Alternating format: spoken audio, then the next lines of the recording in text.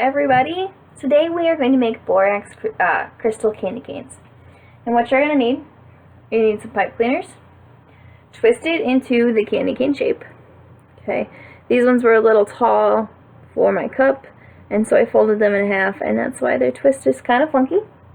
You're going to need some ribbon to hold your candy canes up in your glass. You're going to need a glass or a mason jar or something, and something to hold it onto the top so that way it does not touch the bottom.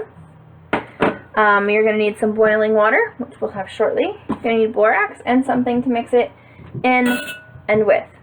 Alright, so the first thing you're going to do is you're going to twist your candy cane. And you can literally just twist your pipe cleaners together, and that will make it twist. The next thing you're going to do is you're going to check and make sure that your candy canes do not hit the bottom of the glass with the ribbon you've got. Okay? So that's what we're going to do now. Alright, so I'm going to take my straw and I'm going to test it. Okay, so I can see that my candy cane is getting stuck on the bottom, so I need to make that shorter. Alright, so I have straight pins here that I'm going to use. If you have safety pins, those might work better. But I'm going to use straight pin to make this candy cane so it doesn't touch the bottom and so it doesn't touch the sides. Okay? So, I'm going to take the straw out. And I'm just going to go and make my loop a little bit smaller. I don't want to make it too small, because if I make it too small, then it won't be able to fit onto anything else. Okay, so that, as you can see, isn't touching the bottom at all. It's just free floating there.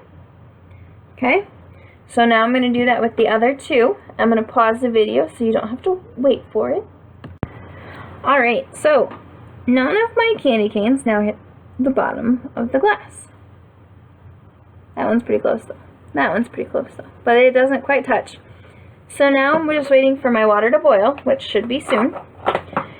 And after it boils, what you're going to do is you're going to measure your water in your measuring cup. And you are going to add in about 3 to 4 tablespoons of borax per cup of water. Okay?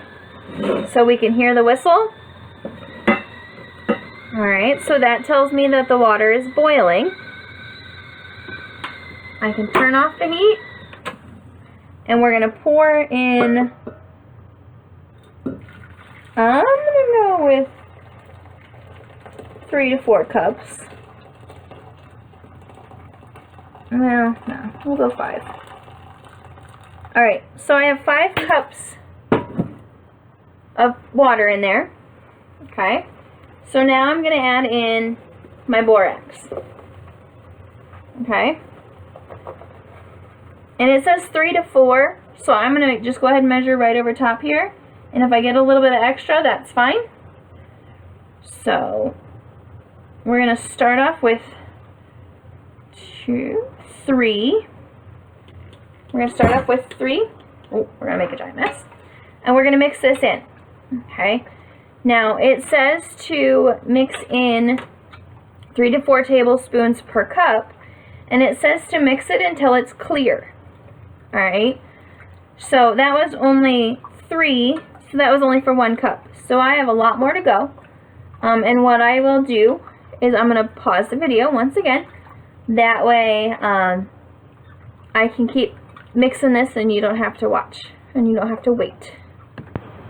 Alright guys, so I have a little pile of borax in the middle. It's still starting to settle, but my water is clear, so you can see through it, so I'm going to end up with clear crystals.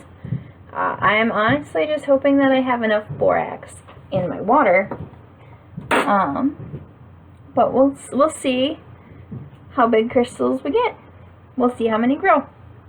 Alright, so now what I'm going to do is I'm going to take my hot boiling borax water, and I'm going to pour it into the cups. And then I'm apparently going to spill some on the stove. I'm going to put them back in there. And just make sure that my pipe cleaners are not touching any edges after I pour the water in. Okay. Alright. So that one is covered.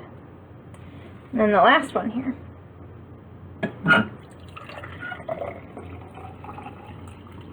Okay.